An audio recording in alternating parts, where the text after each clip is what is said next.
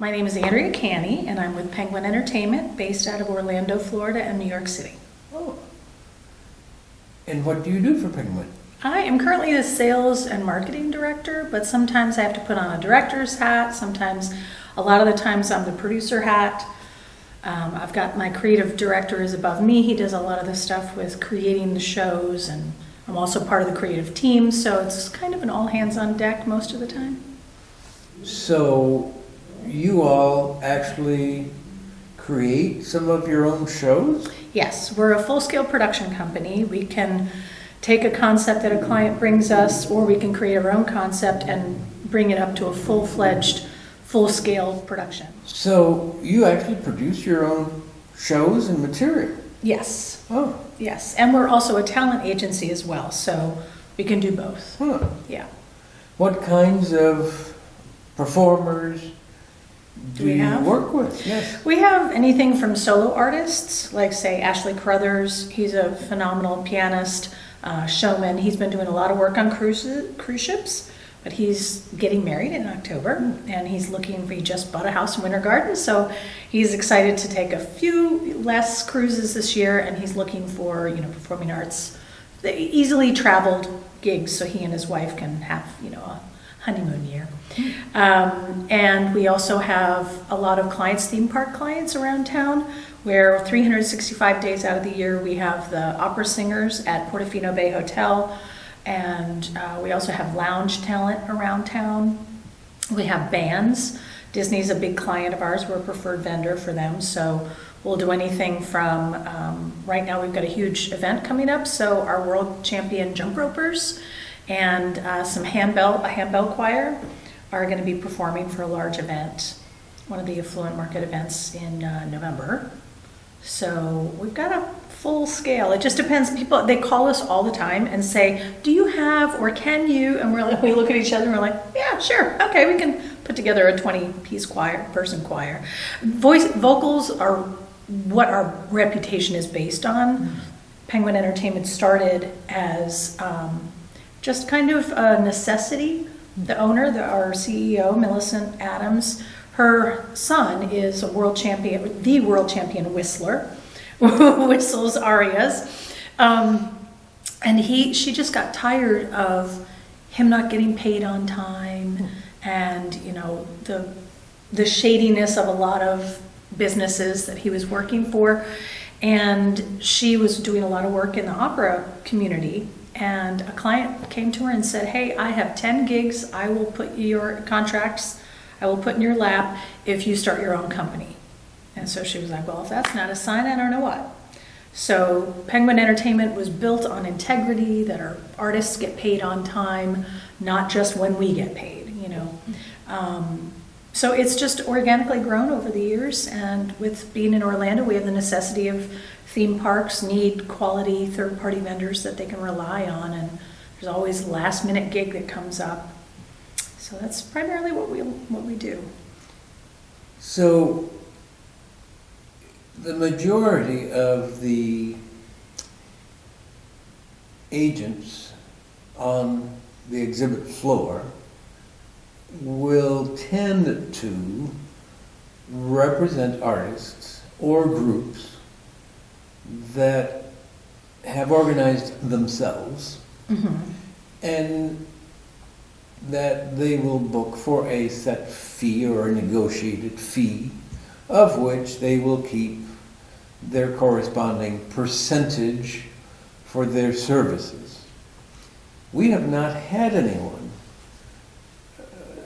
interview and talk to us about the process of developing their own show, and then not the nitty-gritty details, but the general working structure mm-hmm. of how such an arrangement would be set up in terms of the artist fees versus the contract to the presenter. Do you pay them the union scale for the night and then rehearsals, or how do you do that? So a good example of that is our Motown show, Motown in Motion, which that went to APAP years ago before I was with the company in this capacity, and booked a whole tour. And it was sold out audiences every night. That was the creation of Jeff Clark, our creative director. He came up with that, and he put the singers together. Like I said, we have access to amazing talent here in Orlando. Some people who are full-time performers, some that are using it as, their enjoyable hobby, but they're killer talent, So he created the concept of the show, he wrote the show, and he hired the performers.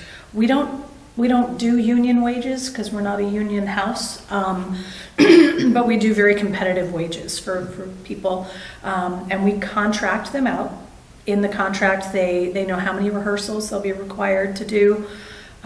They learn their material on our time, with the exception of, I always rehearse when I'm performing. I rehearse more on my own time anyway, but we pay for rehearsals, and then we seek the contracts, and the performers know we're going to do our best in order to book the show, but it's no guarantee. So they're willing to learn the show, and of course here there's also communities, over 50 communities that have really beautiful performing arts centers there, that love our show. There's one in town that booked, I believe, 9 or 10 years in a row, and always sold out because they just love it. The crowd loves it. They get up on their feet, they're dancing. So that show has done really well, and that's just the matter of a creative team creating the show, deciding on the costumes, and that show was pretty much a one-man band. That was a Jeff Clark production. He took care of all that stuff. He's an amazing musician and amazing singer himself, and he just created it and got the great talent, and he even does the costume. He takes care of purchasing the costumes, and we have a costumer that we'll typically use when we need a custom piece, but he took care of all of that for that show. And what is your background? How did you end up in the job you're in?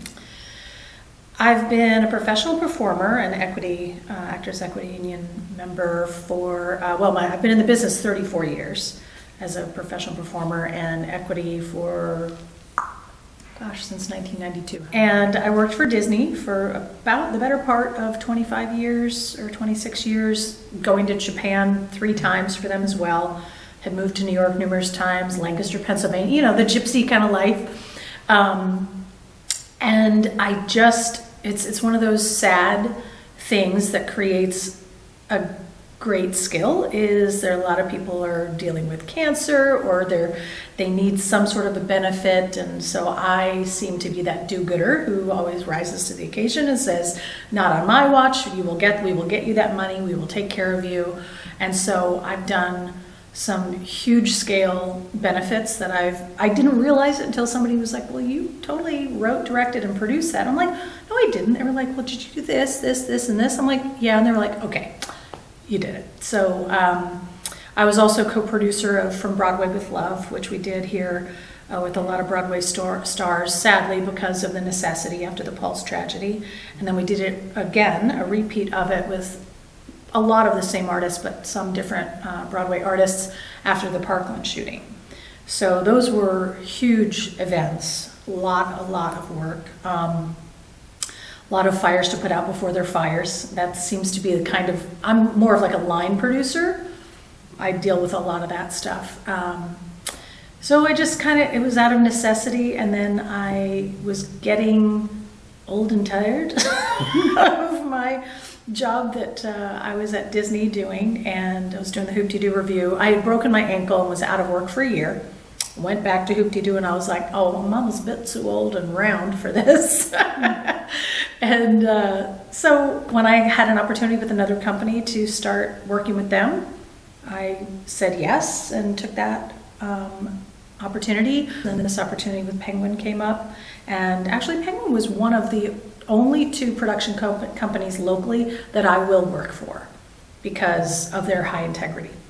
And so I was excited to be a part of their team. I was already directing for them and doing things on contract basis and performing, but so that's kind of how I just sort of accidentally ended up on the production side.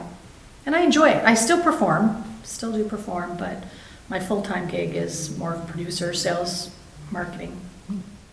What advice would you have, any words of wisdom for either an artist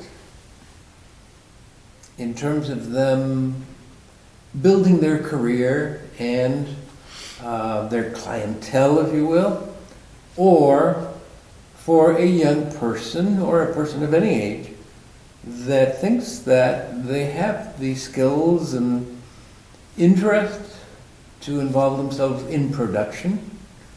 I would say, one, for an artist who's creating their own brand, to look at it that way, to look at themselves as a brand. Now, I'm saying this, it's easy for me to say it for other artists, for myself to do it for me, totally different story. So that's why you have to have a tribe, you have to have a community.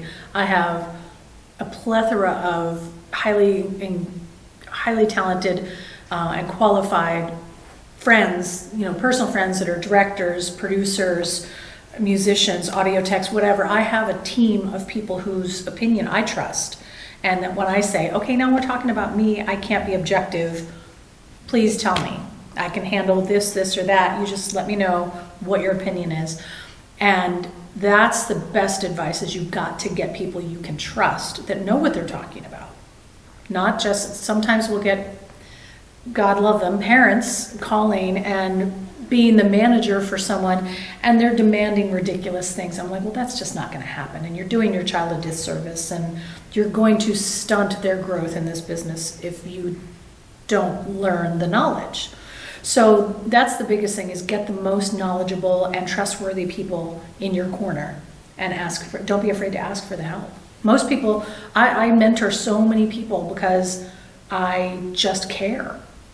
I care about them. That's why I love our artists. I care about them. And the other thing is to work hard. You have to work hard. It's a very difficult business. You better be in it because you don't want to do anything else more. Because there's a lot of guff that you have to put up with, and it's only worth it if this is your home. And so for production, my biggest recommendation is to go out and get the experience. That means volunteering your time, telling people who are doing a big production, like, I will do anything. I will wrangle the choir. I will wrangle celebrities. I will do whatever. I will be here all day. I will move things. And be willing to just be all hands on deck and learn from the best. Just don't be afraid to ask somebody who you think is up here if they need any help. The ones who are worth their salt and worth their real reputation will say, absolutely, come along. And they're not going to tell you that they're going to give you more, but they're going to not be able to help themselves, but to give you more knowledge. And just the older we get, the more experienced we get in this business, the majority of us just want to throw the knowledge and the education on younger people because it's painful to watch them make the same mistakes we did. I think one of the biggest things for myself as well for Penguin, a stumbling block or frustration in this business is the lack of integrity.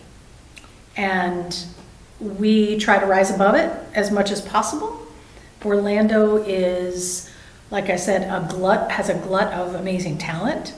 It has also an oversaturation of production companies, all fighting for the same gigs, underbidding each other, blah, blah, blah.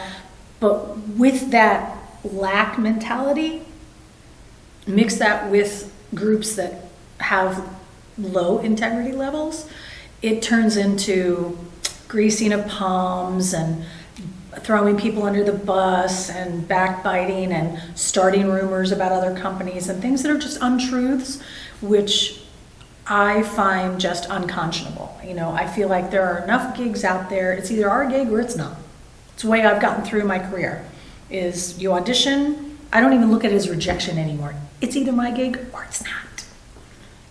And I wish there were, I know our CEO and Jeff, our creative director, also agree with me that we wish there were a, kind of like the Bar Association for lawyers. I wish there was a standard, a business standard that had to be adhered to, but in this business, in entertainment, obviously with so many scandals that have gone around, it's obviously not a thing.